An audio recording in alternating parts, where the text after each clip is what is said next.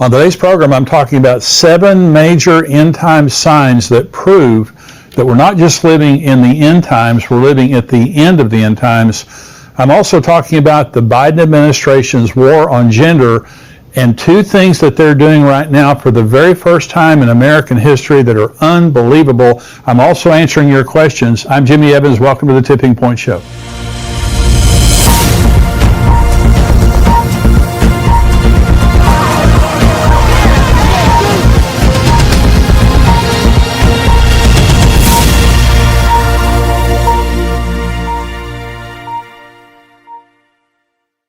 Welcome to the show today. I want to, first of all, just encourage you to subscribe to my channel if you're watching this on YouTube and like it. So the more you do that, the more people see this and the more people are able to get these messages and get the encouragement from them. But thank you for joining me today. I want to bring this message, first of all, on 7 major end times signs. Now, these are all specific to Israel, but these are all from the Word of God, and they all prove now that we're living in the end times. If you have friends, if you have family members or someone around you and they're scoffers and they scoff at the end times, these things that I'm about to tell you, these are absolutely undeniable signs that the Bible foretold thousands of years ago would happen in the last generation, and they've all happened in the last 73 years. So this is Genesis chapter 1. This is where I want to begin. God said, "Let there be lights in the firmament of the heavens to divide the day from the night, and let them be for signs and seasons and for days and years, and let them be for lights in the firmament of the heavens to give light on the earth." And it was so. So God created the lights in the heavens, and he said, let these be for signs and for seasons. Well, the word sign in the Hebrew is the word oath, and it means a signal, a banner, something that's showing you, like a sign on the highway. You're going down the highway, and the signs on the highway tell you where you're going and how far away you are. That's exactly what signs do related to the end times. The word season is the Hebrew word moed. It means feast, like the Feast of Israel. It also means an appointed time or a sacred season. So God is telling us now in the stars, from the very beginning in Genesis 1, when God created the heavens and the lights in the firmament, he said, I'm doing this to show the people on the earth signs and also special seasons, sacred seasons, the Feast of Israel. So understand this, from the very beginning, God established a universal method of communicating to mankind about important things that were happening and would happen in history, especially regarding Israel. Now understand this, these are universal.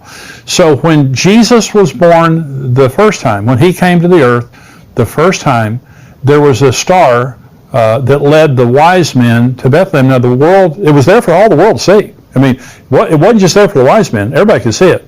But people didn't care, or they weren't watching for it. And so the entire earth is being warned by God right now in this generation from signs in the sun, moon, and stars. This is Jesus in Luke 21 regarding the end times.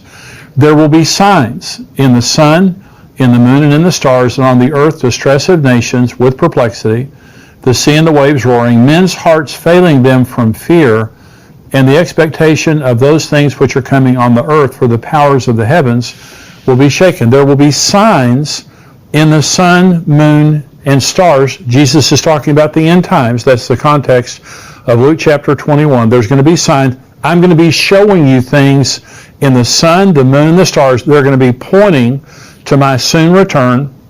I'm going to be showing you signs. Well, the question is, have there been signs? The first 2 major end time signs I want to talk to you about are absolutely incredible things that have happened in the sun, moon, and stars in the last 73 years. Okay, remember, this is Joel now, that there's going to be signs in the sun, moon, and stars. This is Joel chapter 2, talking about the end. It says, I will show wonders in the heavens and in the earth, blood and fire and pillars of smoke. The sun shall be turned into darkness, that is a solar eclipse, and the moon into blood, before the coming of the great and awesome day of the Lord. Well, the coming of the great and awesome day of the Lord is the return of Jesus, the second coming of Jesus and the rapture. And so before that day comes, Joel says, and by the way, this is what Peter quoted in Acts chapter 2, okay, about the end times. So there's going to be blood moons, and there's going to be solar eclipses, okay, in a special way. God is going to show us signs in the heavens that are revealing to us something special is happening. The question is, has it happened? Well, I want to talk about two phenomenal end-time signs that have happened in the heavens that had to be God. The first are the blood moons. I don't know if you've heard about the establishment of blood moons, but by the way, a lunar eclipse is a blood moon. When the earth gets between the sun and the moon turns red. It's a blood moon. And so this is what Joel was talking about. Well, there have been 3 sets of tetrads. Now, a tetrad is a set of 4 lunar eclipses that happen back-to-back in 2 years on Jewish holy days. This would be on Passover. You see the graphic there right now on your screen. Now, these are the tetrad that happened in 2014, 2015. And so on Sukkot of 2014 and 15, you had a blood moon.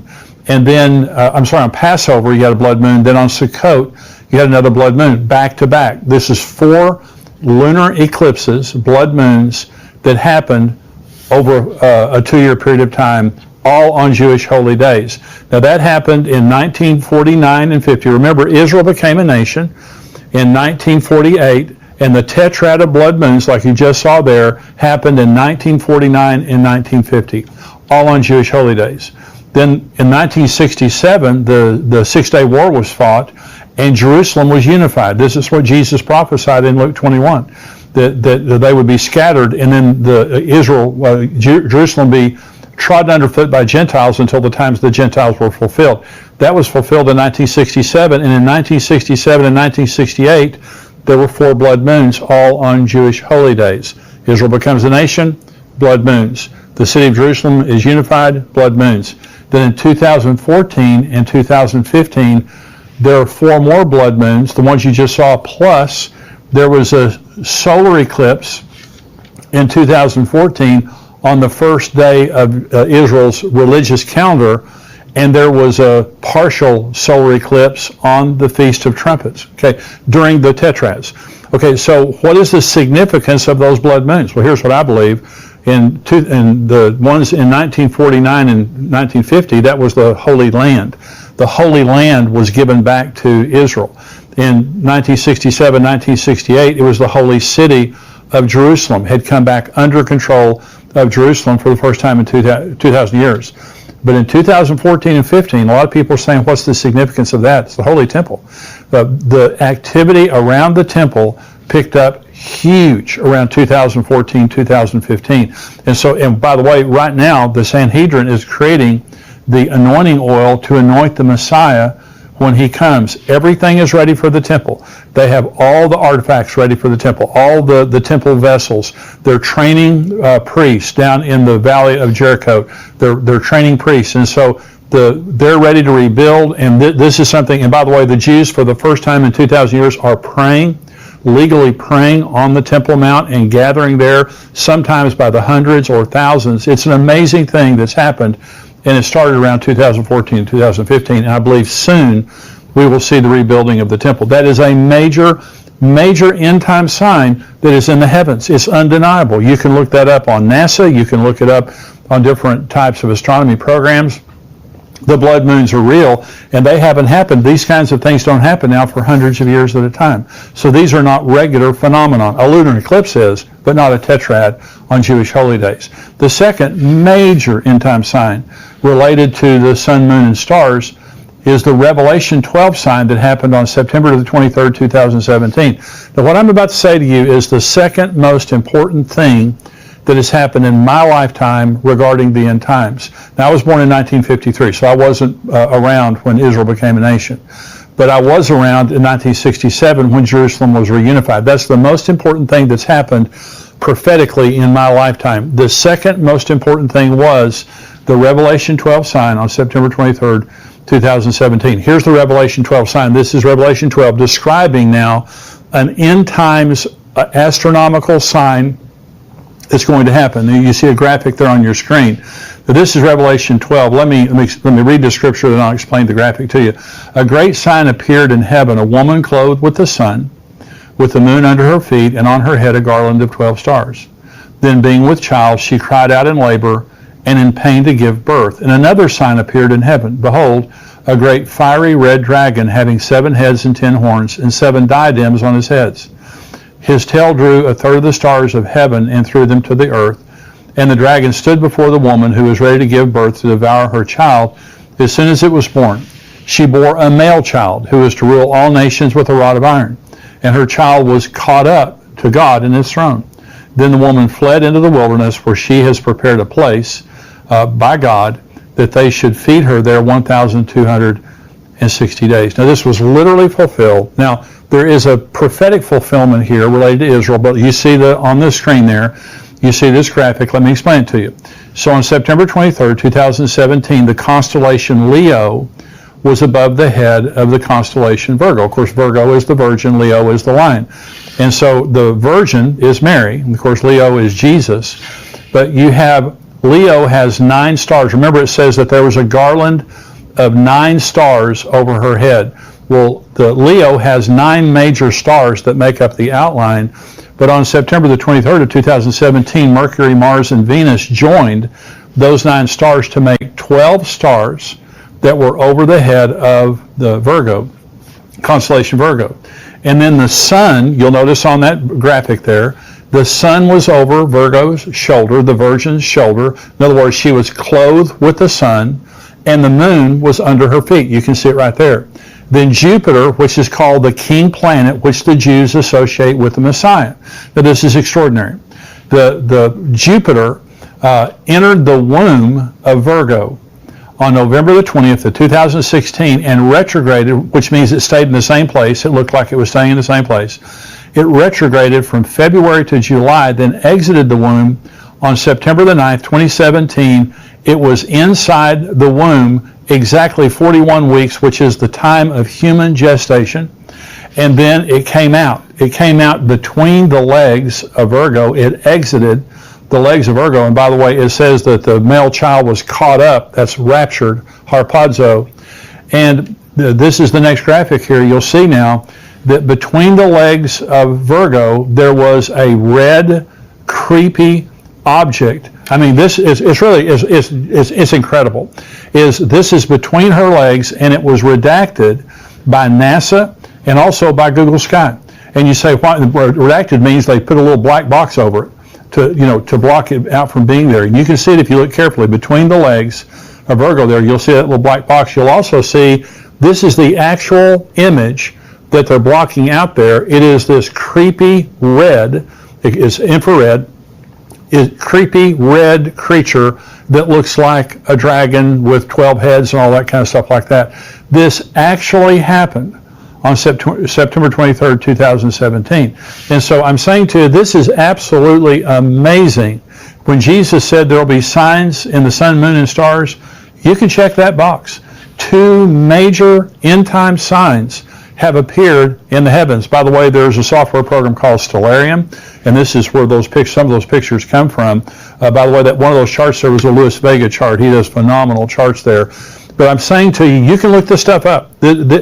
God created in Genesis chapter 1 universal signs that the whole world could see. Well, like Jesus came the first time, people didn't care.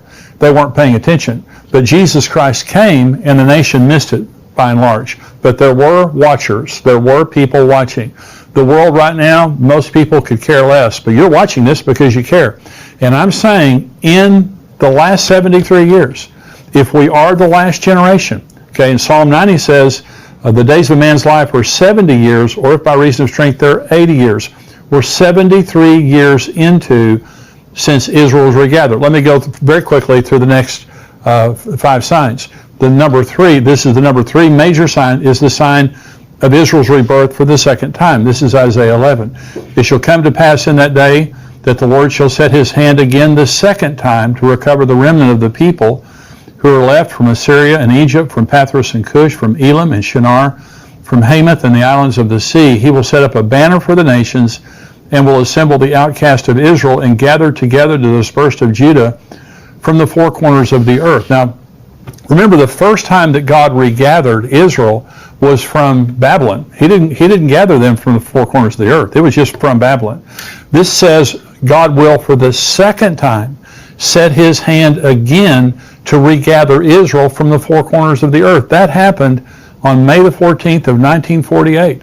That is what started. That was the major sign that started the end times prophetic clock. You can't have the end times without Israel existing as a nation. Here's number 4. It's the sign of Jerusalem under Jewish rule. This is Luke 21. This is Jesus. When you see Jerusalem surrounded by armies, then know that its desolation is near.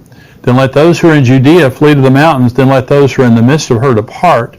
And let not those who are in the country enter her. For these are the days of vengeance, that all things which are written may be fulfilled. But woe to those who are pregnant, and to those who are nursing babies in those days, for there will be great distress in the land, and wrath upon this people, and they will fall by the edge of the sword, and be led away captive into all nations, and Jerusalem will be trampled by Gentiles until the times of the Gentiles are fulfilled.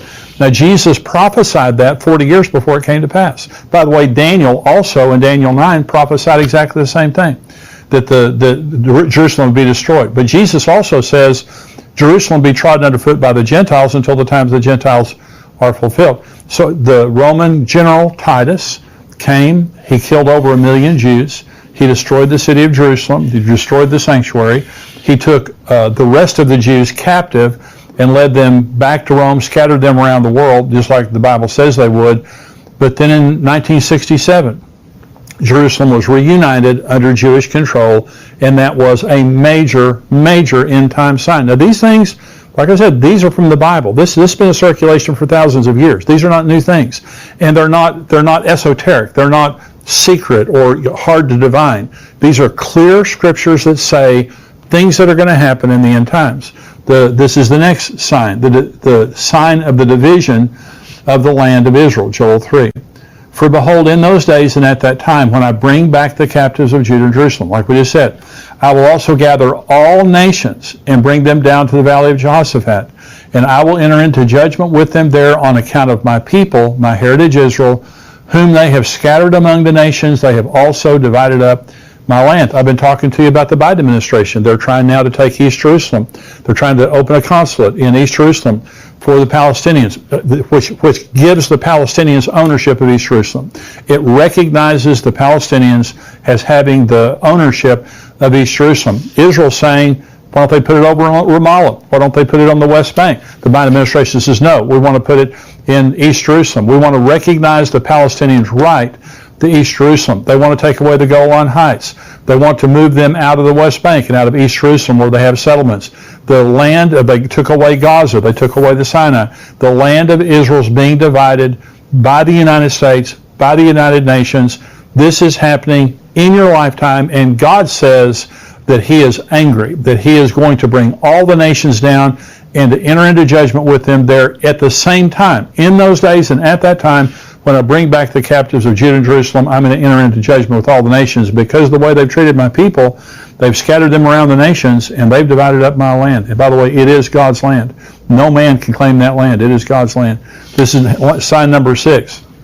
The sign of Jerusalem being the most controversial piece of property on the earth that would cause Armageddon. Jerusalem right now, in the news right now, is in the news more than any other place. It is the most difficult foreign policy issue of the entire earth. No one can solve that problem. This is Zechariah chapter 12. Behold, I will make Jerusalem a cup of drunkenness to all the surrounding people when they lay siege against Judah and Jerusalem. And it shall happen in that day that I will make Jerusalem a very heavy stone for all peoples.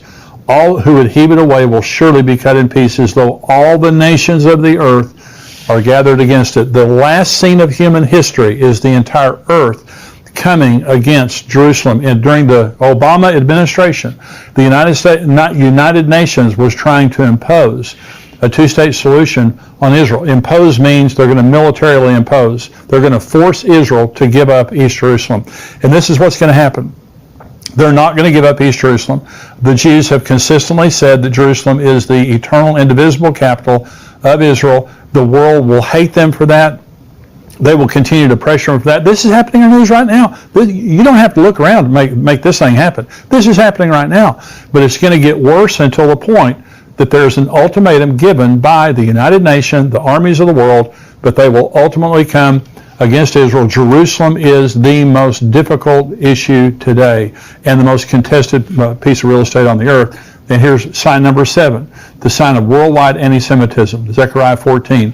Behold, the day of the Lord is coming, and your spoil will be divided in your midst, for I will gather all the nations to battle against Jerusalem. The city shall be taken, the houses rifled, the women ravished, half the city shall go into captivity, but the remnant of the people shall not be cut off from the city. Then the Lord will go forth and fight against those nations as he fights in the day of battle. Jerusalem, Israel right now, the Jewish people, they're persecuted all over the world. This is the most persecuted group of people in the history of the world. That means generationally, for millennia. Right now in France, tremendous anti-Semitism in France, Germany, the EU in general, also in the United States, college campuses, many cities around America, there is increasing anti-Semitism. This is a major sign of the end times. So I've just told you about 7 major signs that have already happened. These aren't things that are going to happen. These things are already happened. And I said at the beginning of this teaching, I'm not just saying that we're living in the end times. I'm saying we're living at the end of the end times. And if there's ever been a time that we need to be looking up and watching for Jesus to come, in the midst of all the lousy stuff that's happening in the world, Jesus is coming.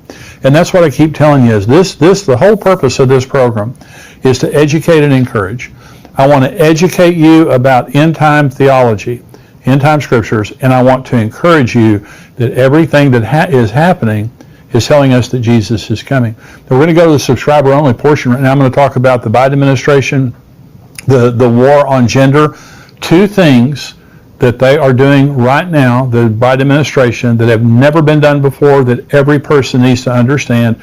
I'm also answering questions. Hey, if you're not a subscriber, $7 a month, $77 a year, endtimes.com.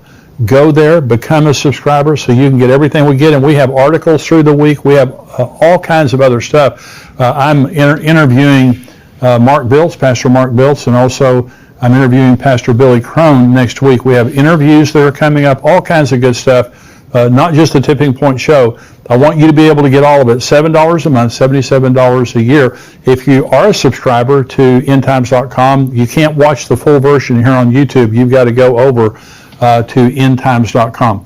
And so thank you for joining us. Subscribers, stay tuned.